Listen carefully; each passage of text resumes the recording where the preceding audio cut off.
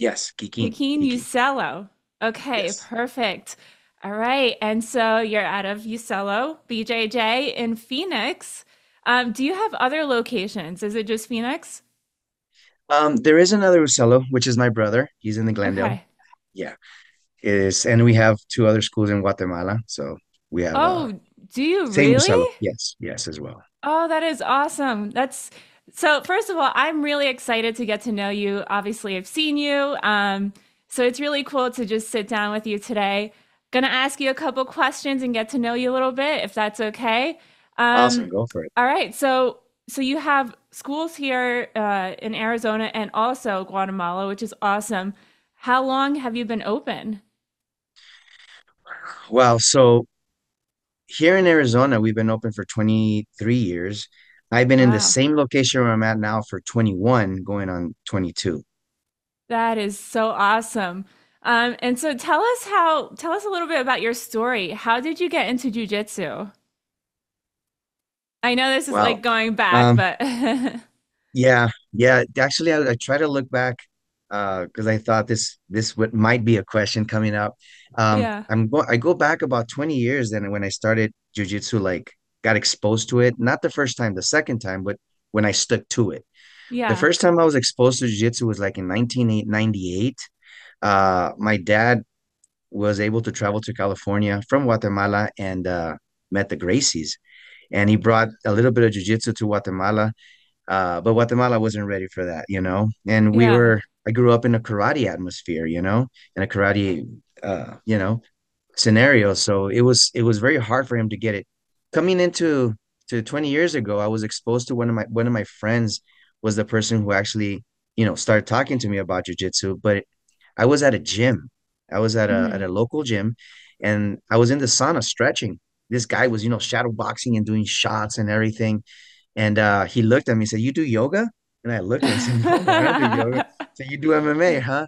So he said to me, we ended up talking. I only did karate back in the day, karate and taekwondo. So he said, "Hey man, can you help me? I'm gonna do an MMA fight." So I started helping him. Um, I had a good opportunity to, beat him up on the standing. He took me down and it was uh-huh, done.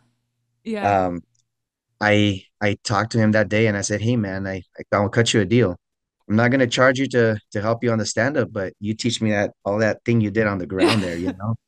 And Yeah, since that day, I've been in love with jujitsu. I feel it complements my karate that I still practice here in my school, and hmm, it does it it just brings a whole sense of reality, a whole different meaning to everything that I do, and I've been addicted to it.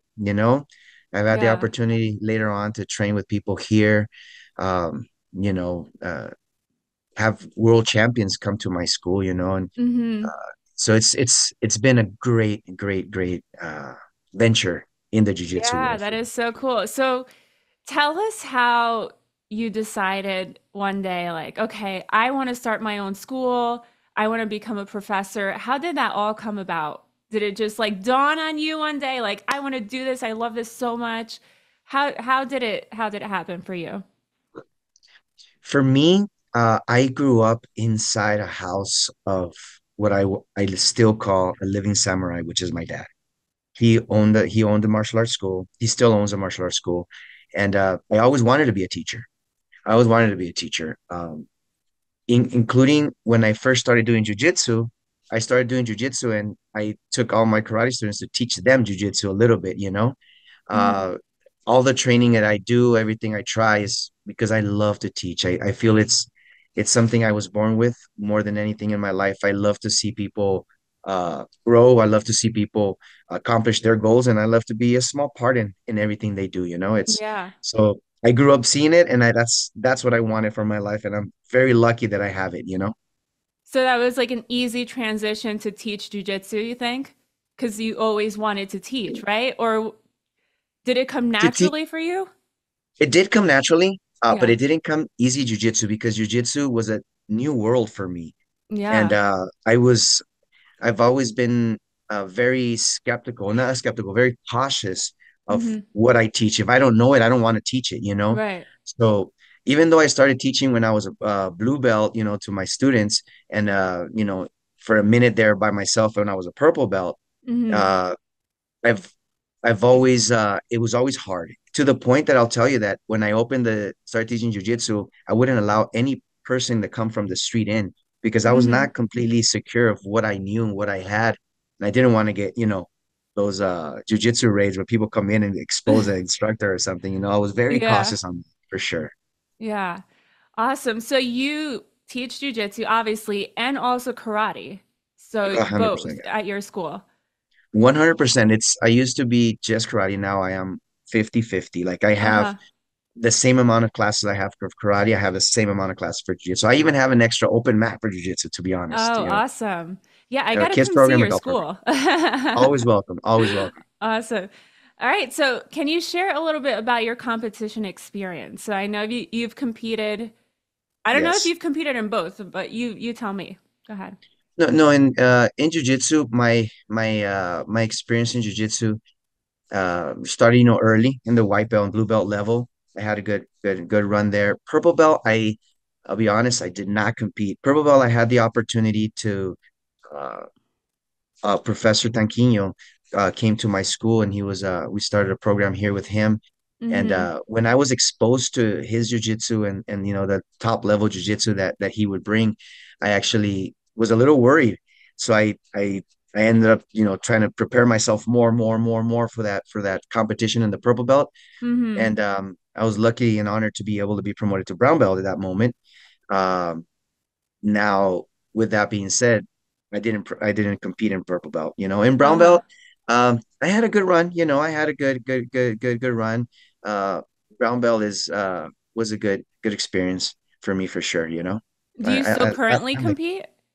I'm not competing right now. I'm Uh-huh. 100% focused on the growth of my academy, on my programs. I am so lucky to have my wife at the front desk. I have my daughter who's my like number one assistant Yeah. in the kids classes, and my two kids, older kids, they compete a lot in jiu-jitsu and karate and wrestling and everything they could put their Yeah. hands on. But for me personally, right now, I'm on hold for a little bit. And that itch is always there, that itch Yeah. is always there. And maybe yes. I think, I just want to have everything super stable, super good. Because it takes a Right. lot out of an instructor that competes, that is fully on the mat. And that is something that I see a lot. An instructor that competes and is fully on the mat 5, 6 hours a day is very hard to commit to your own training, to your diet, to everything. Because you're tired, you're without energy, Mm-hmm. it's very hard. If you teach 1, 2 classes, I think it's going to be a lot more doable. Not Yeah. saying that the other way it's not, but it's just very hard. At least for me, it's very hard to Yeah. do I right. mean, you guys pour everything into this, right? This is like your love, right? This gym And and it's and everything. it's and it's very physical and mental for any instructor. Exactly.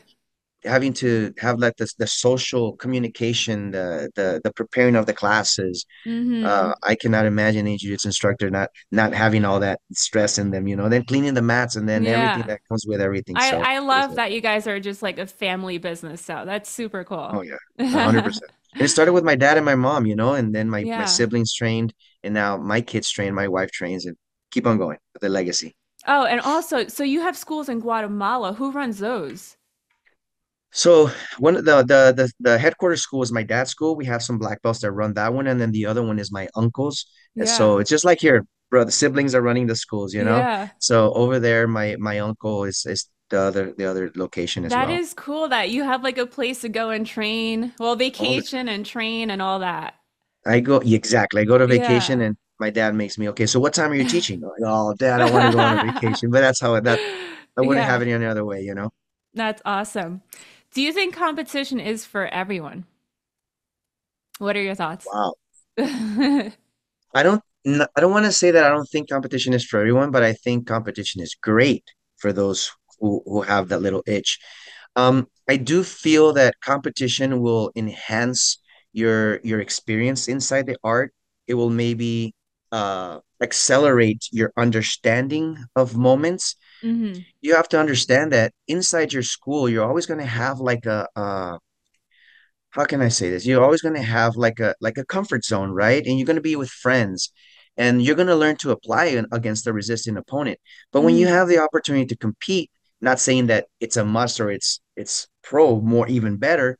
When you have the opportunity to compete and you go out there and you have that moment where the other person is actually trying to do the same thing to you, or is maybe super nervous, or even, like not even being able to sleep the day before, or being able, to be thinking about your diet, about the conditioning, because the other person is doing the same. That is going to definitely enhance your understanding and your evolution of jujitsu. You know that it's for everybody. No, maybe not, but it is recommendable. I believe everybody should try it. Everybody should try it. So what I do in my school, I try to promote a way of life. I try not to just push people to go compete. Those who want can go, but Hmm. what I do is put them in spotlight rounds. Like, okay, Yeah. get in here, get a little bit of a feeling of this, because Yeah. something is something. So do you offer any competition classes, or do you kind of just like run it sort of like competition style? Like what do you do as far as that goes? So my classes, I have two. I have lucky to have two mats. I have a great black belt that helps me all the time, and a group of black belts that help me a lot all the time. But one is an instructor that focuses on the beginner group, and he takes the beginner group to take a little bit, at a different pace. And the Hmm. advanced level, I use it for different training. And in that class, I try to push the competition drills, competition ideas. And Hmm. if there's a white belt that wants to come in, I bring them into certain moments, like the month before their competition. I bring them in so they can have a little bit of feel. And most of the time, we try to do like even extra, like Sunday classes. Like, guys, I need to come in Sunday. We can do some extra training, tough, Yeah. run outside, do sprints, do whatever we need to do to give them that mentality of the competition, more that mindset. Get into that mindset Hmm. more than anything else, because the experience. And as you know, you go compete, you can prepare, you can do everything you can, and things are not going to go your way the Right. day of the competition. So if I can get them in the mindset, I think they'll respect the competition, and with that, they will evolve and develop in the art that we love so much. Yeah. I want to hear about the very first time you competed. How did that go for you? Was it in karate or jujitsu? No, it was definitely karate. It was definitely Okay. karate because that's the first time I competed. Yeah. Um, I was trying to put together an idea of when I first competed, and I can't remember. But what I was so young, when I started. I was 4 years old Yeah. when my dad put me in karate, and then competitions were always there, blah blah blah. Yeah. But what I can remember is a crazy experience in Las Vegas for a Vegas Open as a brown belt in jiu-jitsu. You see, so after trying to get ready for that pro belt that I never competed, I went to brown belt, for a couple of years without competing. Um, I went in there. I don't get nervous the moment of the fight. I get nervous prior to the fight. Uh-huh. And I have this vividly, and I say this to my students all the time, like the fundamentals always work, the basics always work. I went in there, the guy pulled guard. It was so vivid, so vivid. He got me in a palm up choke. No, no, Uh, palm up, palm yeah. down choke.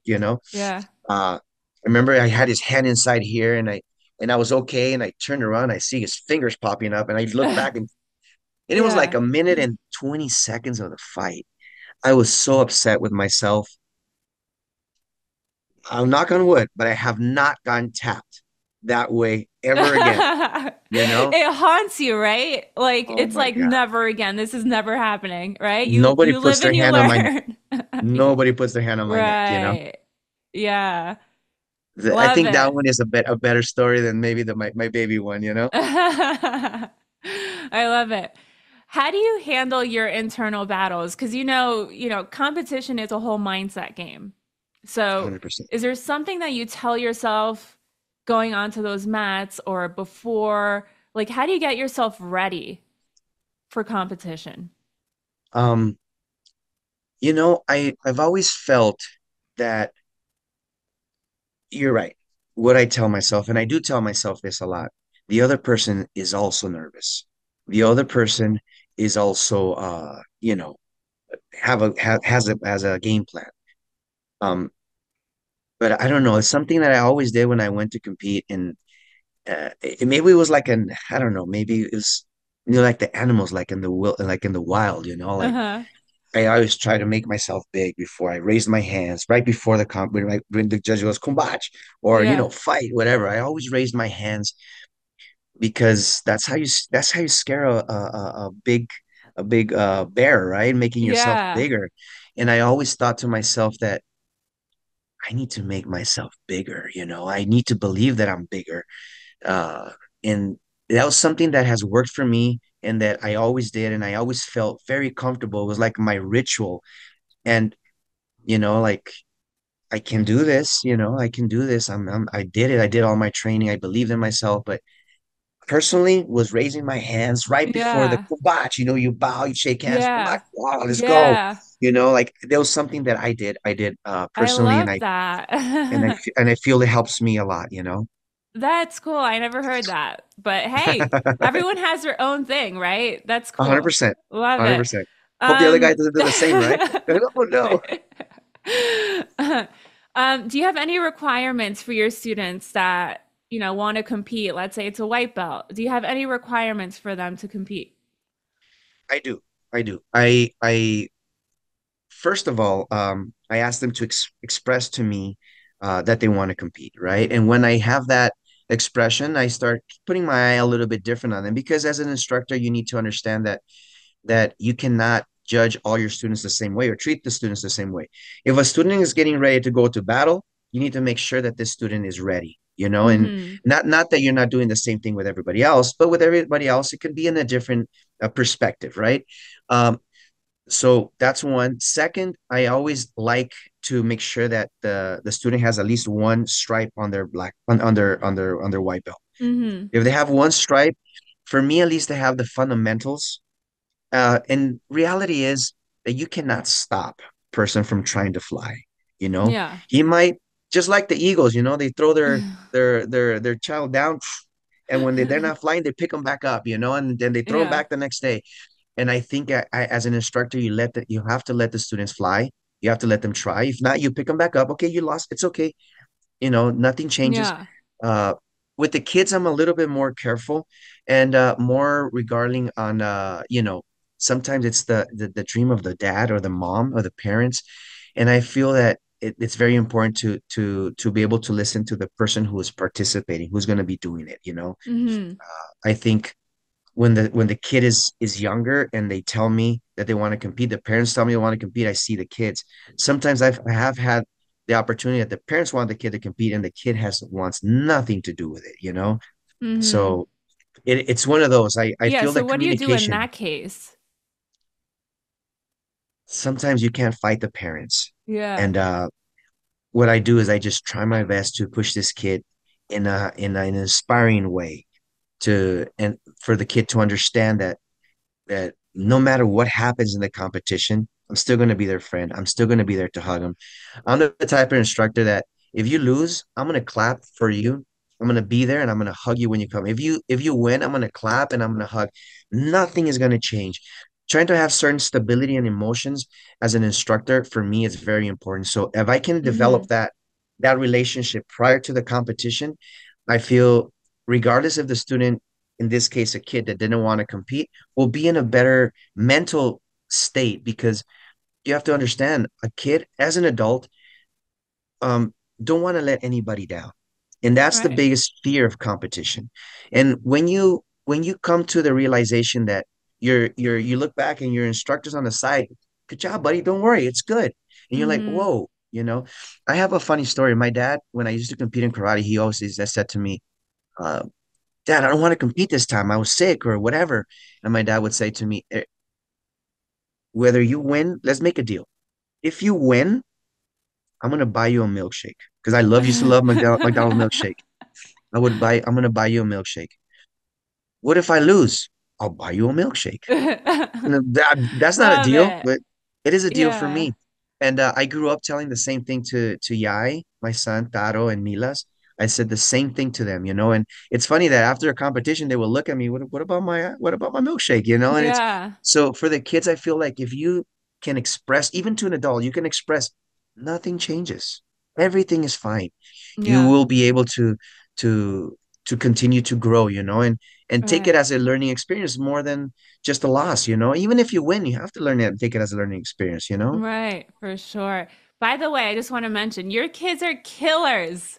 Oh, I thank you, thank have you. seen them and they just have this like they put the face on and then they're ready to rock.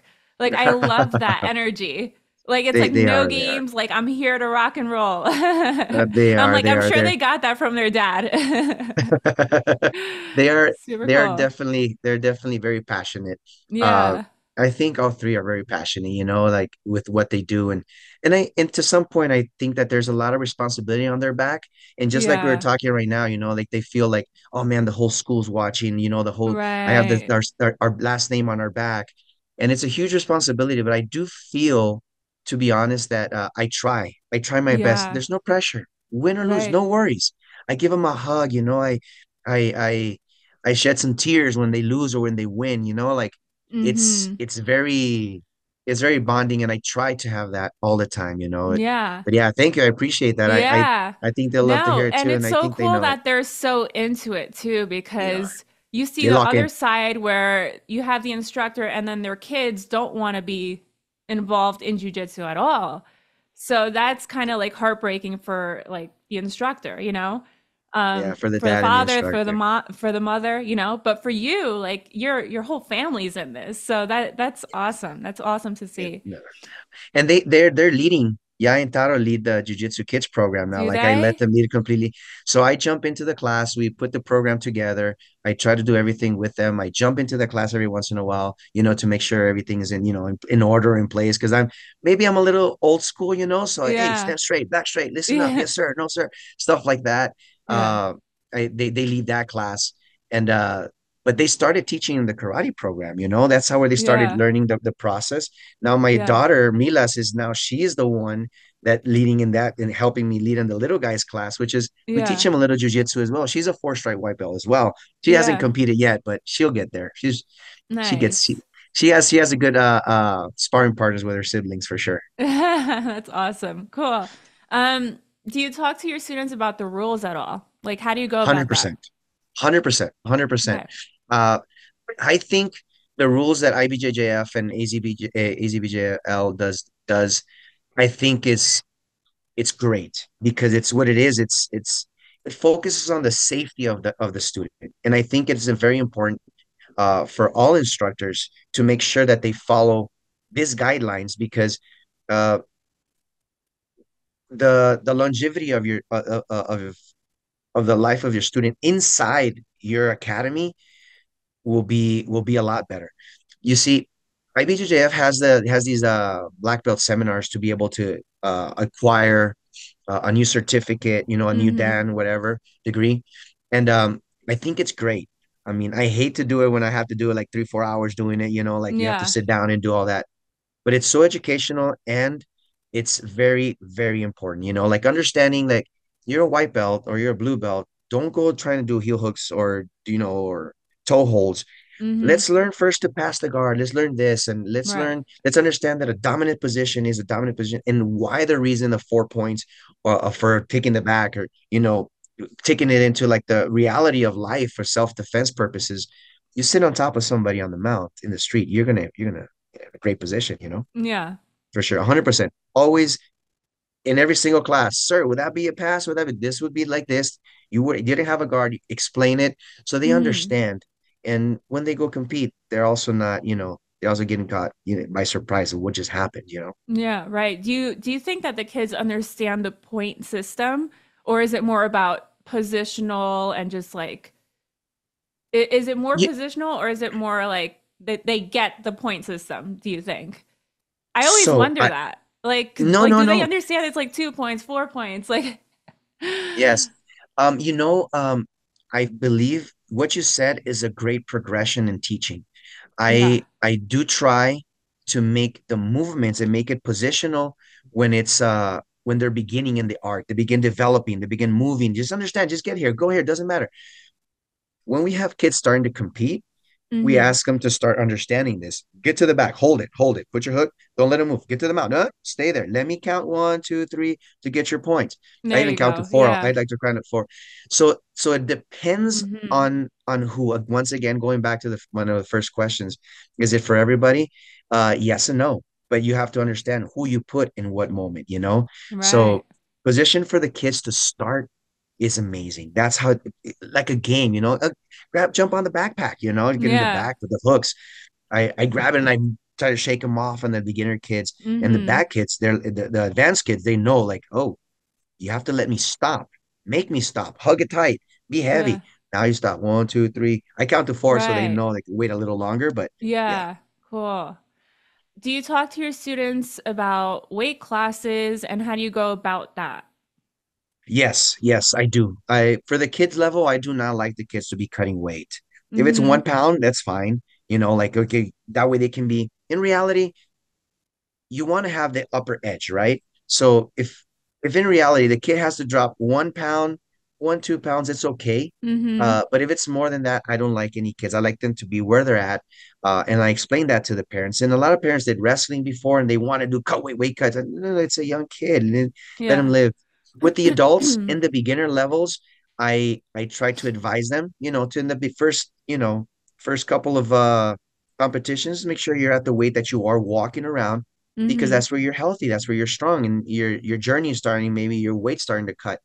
In the advanced levels, I think the students understand it more, Right. where they can be and how Right. far they can go without feeling. I mean, if you do a bad weight cut, you're going to be weak the day of the fight.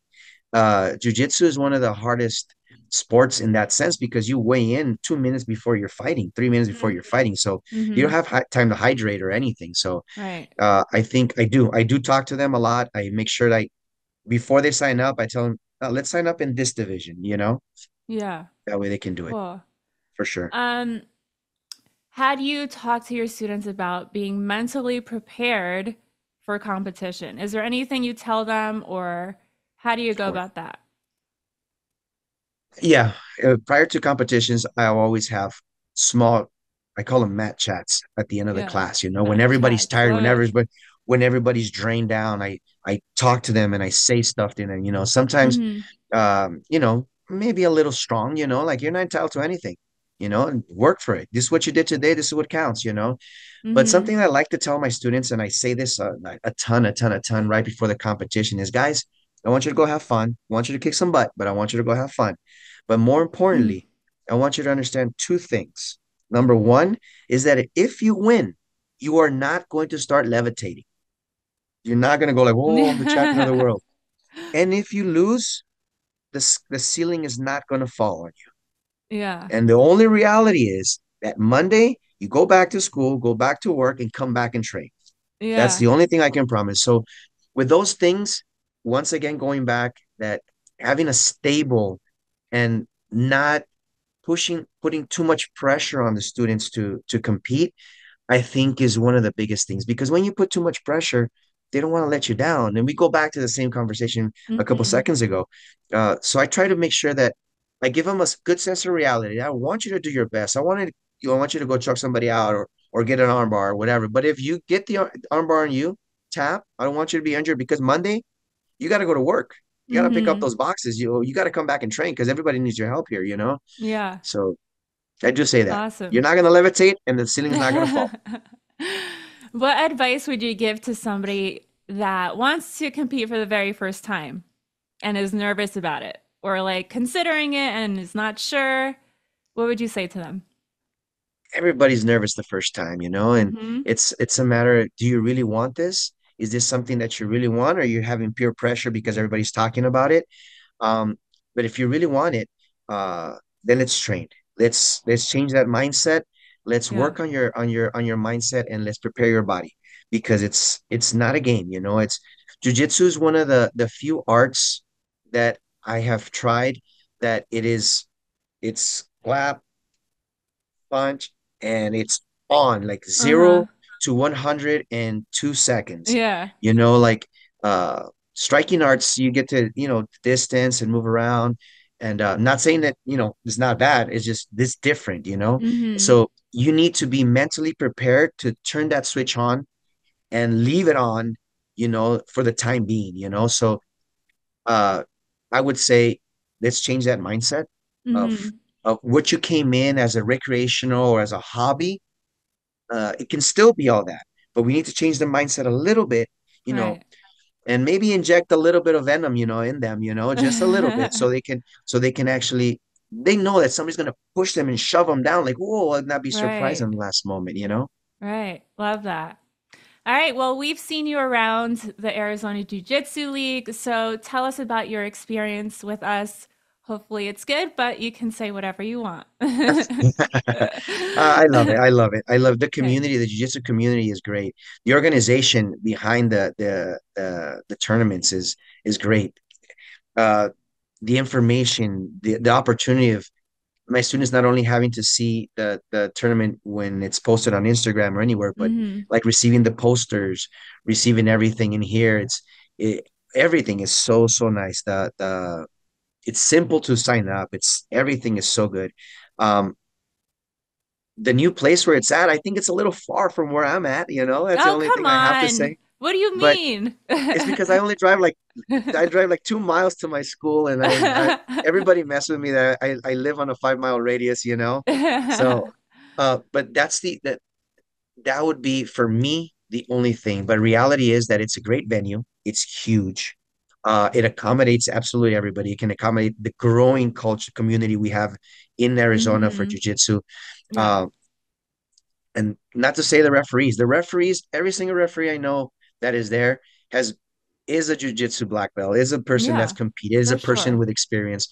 And they always try. I've the people that are helping us, people that I've seen there forever that, also are practitioners. So it's Hmm. very it's a very community bonding. It's Yeah. like it's not just like an event that's put up there and you don't know who's in there or who's running it. You know the organizer, you know Gustavo, Right. you know all the guys that are Yeah. running around everywhere.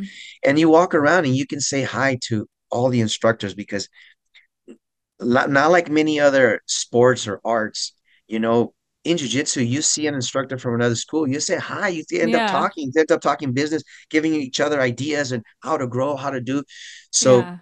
I feel that AZBJJ has done a great job to bring the community, the Arizona community together. And now I always see now, like in the brackets, I see somebody coming from California, some from Las Vegas, some from Yeah. other places. It's amazing. It's Yeah, it's huge. super cool. Well, thank you so much. We appreciate it. And lastly, where can people find you on social media? Um, our school is Ucelo Martial Arts Phoenix. Uh, you can find us there. TikTok, Yeah. Instagram, Facebook, Yeah. everywhere. We're always here, and Awesome. we're always welcome to new people for sure. Awesome. Well, thank you so much for your time. This was so nice getting to know you, and My we will pleasure. see you around. For sure, for sure. All Always, right. always. Thank you so much for the Awesome. Thank opportunity. you again.